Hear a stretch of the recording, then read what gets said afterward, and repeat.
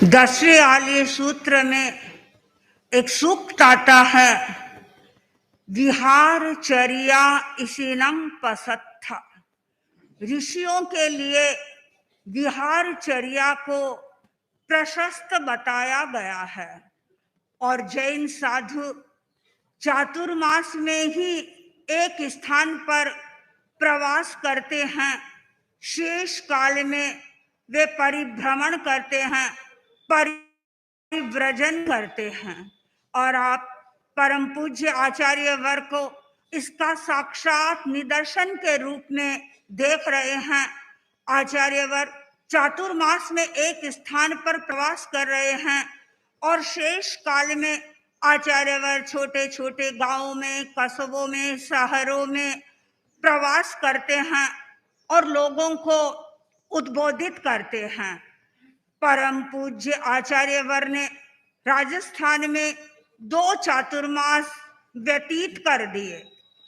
पिछला चातुर्मास छापर में था और उससे पिछला चातुर्मास भीलवाड़ा में था। यानी दक्षिण यात्रा, पूर्वांचल की यात्रा में 2 चातुर्मास हो चुके हैं और छापर चातुर्मास में हमने अनुभव किया कि सचमुच में उस चातुर्मास को तो आचार्यवर ने एक तरह से ऐतिहासिक चातुर्मास सा बना दिया। और वह इसलिए बना दिया कि परम पूज्य आचार्य कालूगणे की वह जन्मभूमि थी और केवल जन्मभूमि के कारण ही जन्मभूमि का गौरव नहीं बढ़ाया, स्वयं कालूगणी के गुणगान करके भी आचार्यवर ने छापर का महत्व बढ़ाया। हमने अनुभव किया कि परम पूज्य आचार्यवर के मन में कालूगणी के प्रति बहुत अधिक श्रद्धा है और मैं सोचती हूँ श्रद्धा का शायद सबसे बड़ा हेतु यदि कोई है तो वह यह है कि जब आचार्यवर ने संन्यास लेने का निर्णय किया था, यानी मुझे दीक्षा का मार्ग स्वीकार करना है, तो उससे पहले कालूगणी की ही माला फेरी थी, कालूगणी का ही जप किया था और उसके बाद ये निर्णय किया था कि मुझे त्याग के मार्ग पर अपने चरणों को आगे बढ़ाना है। परम पूज्य आचार्यवर का वह छापर चातुर्मास कई दृष्टियों से कई लोगों के मन को अच्छा लगा। कई बहनें आचार्यवर हमें बता रही थी, शादी होने के 30 साल बीत गए, 35 साल बीत गए, कभी याद ही नहीं है कि छापर में हम 4 महीना रहे हैं, 4 दिन भी नहीं रहे। लेकिन यह परम पूज्य आचार्यवर का आकर्षण था कि जो 4 दिन भी नहीं रही, वे बहनें 4 महीने तक एक स्थान पर रही और आचार्यवर की उपासना का उन्होंने लाभ लिया। एक बहन आचार्यवर ये बता रही थी कि जब मैं मुंबई में रहती थी तो न जाने कितनी 20-25 गोलियां खाती थी और उससे मेरा जीवन चलता था और रोजाना मुझे मुंबई में तो ऐसा ही लगता था कि मैं बीमार हूँ और छापर आने के बाद मैं अनुभव कर रही हूँ कि मेरी बीमारी ही समाप्त हो रही है। ठीक है, 1, 2, 3 कोई रूटीन दवाइयां लेनी है वो मैं ले रही हूँ, लेकिन बाकी की सारी गोलियां मेरी दूर हो गई। ये किसका प्रभाव है? ये आचार्यवर के आभा मंडल का प्रभाव है।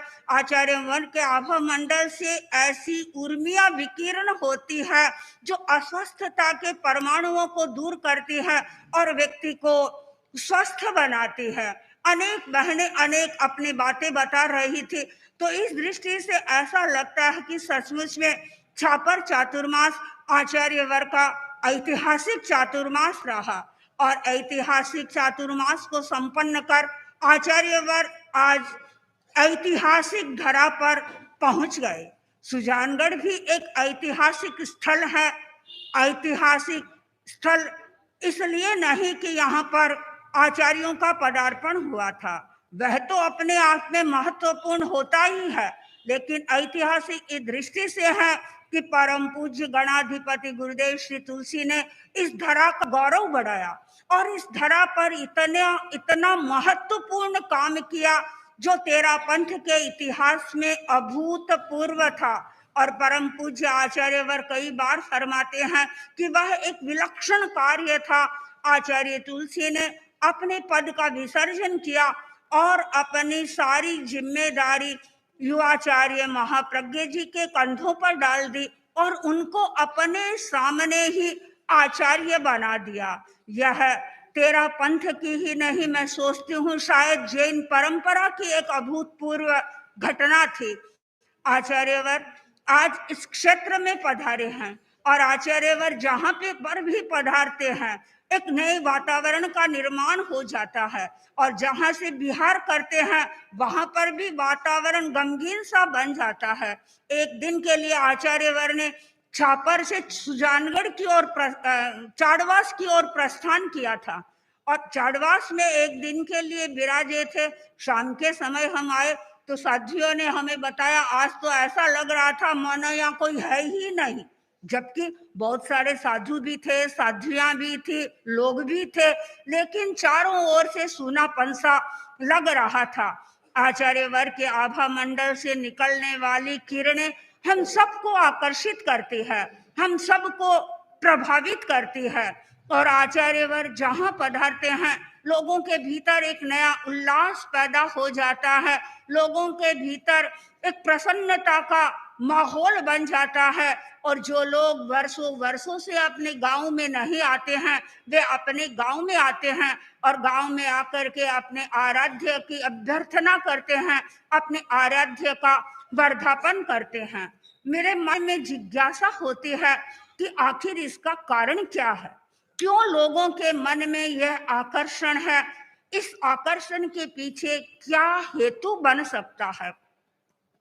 और जब कारण की दृष्टि से मैं सोचती हूँ तो मुझे ऐसा लगता है कि आचार्यवर जहाँ पर भी पधारते हैं जन जागृति का कार्य करते हैं, लोगों को जागृत करते हैं, जो सोए हुए हैं उन्हें उठाते हैं, उन्हें जागृत करते हैं, उनके भीतर प्रेरणा का संचार करते हैं और उन्हें कुछ कर गुजरने के लिए कहते हैं तुम कुछ आगे बढ़ो, कुछ करो, अपने जीवन का निर्माण करो। उन्हें मोह नींद से तोड़ने का प्रयत्न करते हैं कि कैसे लोगों की मोह की जो नींद है, जो मूर्छा में लोग गए हुए हैं, वे अपनी मूर्छा को तोड़े और मूर्छा को तोड़ करके जागृत बने।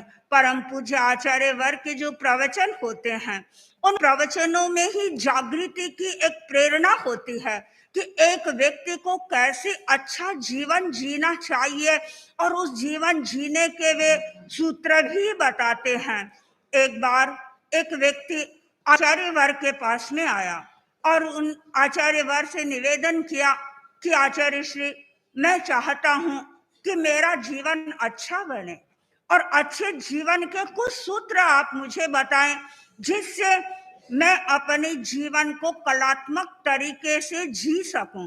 आचार्यवर ने बहुत संक्षिप्त उत्तर दिया और संक्षिप्तता में आचार्यवर ने 2 बातें उस युवक को बताई। उसको कहा कि देखो, अच्छा जीवन जीना है तुम्हें तो तुम्हें गुस्सा नहीं करना होगा और जो व्यक्ति अपने गुस्से पर कंट्रोल रखता है वह व्यक्ति अच्छा जीवन जीता है। जिस परिवार में गुस्सा होता है वहां अशांत सहवास होता है, यानी परस्पर में प्रेम नहीं होता है और प्रेम न होने के कारण घर में दीवारें आ जाती है, रिश्ते सारे टूट जाते हैं, भाई भाई को देखना नहीं चाहता। तो आचार्यवर ने एक बहुत सुंदर सूत्र बता दिया कि यदि तुम जीवन को अच्छा बनाना चाहते हो, और मैं सोचती हूँ ये एक पर्सनल लाइफ के लिए ये सूत्र नहीं था, उस इंडिविजुअल व्यक्ति के लिए ये सूत्र नहीं था, ये सूत्र आम व्यक्ति के लिए है जो अपने जीवन को अच्छा बनाना चाहता है, जो अपने परिवार को अच्छा बनाना चाहता है, जो अपने समाज को अच्छा बनाना चाहता है अथवा जो अपने संगठन को अच्छा बनाना चाहता है। और उन सब के लिए एक ही सूत्र होगा कि व्यक्ति गुस्सा नहीं करे। और दूसरी बात आचार्यवर ने उसे बताई वह थी कि नशा मत करो। यदि तुम्हें जीवन को अच्छा जीना है तो उसके लिए तुम्हें नशे को छोड़ना होगा। और सचमुच में ये नशे की आदत ऐसी आदत है जो व्यक्ति को अवनति के पथ की ओर ले जा रही है। कई परिवार हमारे ऐसे भी हैं जहां किसी प्रकार का कोई नशा नहीं है। इस बार छापर चातुर्मास में अनेक परिवारों के साथ में बात करने का अवसर मिला और प्रायः मैं बात करती तो एक प्रश्न भी पूछती थी कि परिवार में किसी प्रकार का नशा तो नहीं है। तो वे परिवार, कई परिवार ऐसे थे, वे बड़ी प्रसन्नता के साथ में बताते कि नहीं, हमारे परिवार में किसी प्रकार को कोई नशा नहीं है। और किसी परिवार में यदि ये लगता कि ये व्यक्ति नशा करने वाला है तो वे ये भी स्पष्टता के साथ में कहते कि और कोई नशा नहीं करता है, ये एक व्यक्ति नशा करता है। और उससे बात करके, उसे समझा करके जब उसे नशा न करने का त्याग करवाते तो उसका मन बांसों, परिवार का मन बांसों खिल उठता। उन्हें ऐसा लगता कि सचमुच में आज हमारे परिवार से एक नासुर है, वो निकल गया। ऐसा नासुर जो शरीर को खराब कर रहा था, जो परिवार को खराब कर रहा था, वह नासुर ही समाप्त हो गया। तो आचार्यवर ने ये 2 सूत्र बताए अच्छे जीवन जीने के लिए कि तुम गुस्सा मत करो और नशा मत करो। जो व्यक्ति अपने जीवन में गुस्सा नहीं करता है, यानी जो व्यक्ति शांत रहता है, और शांत रहने के लिए जरूरी है कि आप अपने मस्तिष्क में आइस फैक्ट्री का निर्माण करें। साध्वी प्रमुखाश्री जी कई बार फरमाते थे कि गुरुदेव श्री तुलसी ने 2 बातें बताई थी अच्छा जीवन जीने के लिए। पहली बात है कि तुम अपने मस्तिष्क में आइस फैक्ट्री का निर्माण करो, और जहां आइस फैक्ट्री होती है यानी चारों ओर शीतलता शीतलता शीतलता होती है, तो वहां व्यक्ति कभी भी गुस्सा नहीं कर सकता है। और परिवार में भी फिर वो शीतलता के ही चारों ओर परमाणु काम करते हैं। और दूसरी बात साध्वी प्रमुखाश्री जी बताते थे कि अच्छा जीवन जीना है तो उसके लिए जरूरी है कि अपने मुंह में शुगर फैक्ट्री को स्थापित करो। शुगर फैक्ट्री से उनका तात्पर्य था कि अपनी वाणी में मधुरता का अभ्यास करो। जो व्यक्ति, जिस व्यक्ति की वाणी मधुर होती है वह सबको अपना बना लेता है, और वाणी की कर्कशता या कटुता संबंधों को तोड़ देती है और व्यक्ति व्यक्ति की दूरियां बढ़ा देती है। परम पूज्य आचार्यवर यहाँ पधारे हैं।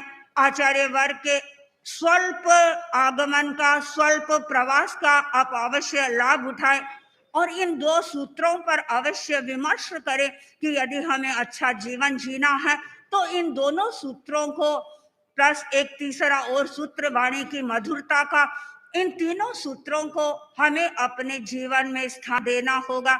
यदि हम इन तीनों सूत्रों को अपने जीवन में स्थान देते हैं तो इसका अर्थ है कि हम कलात्मक जीवन जीने के गुर को अपने जीवन में अपना रहे हैं। ओम अर्पण।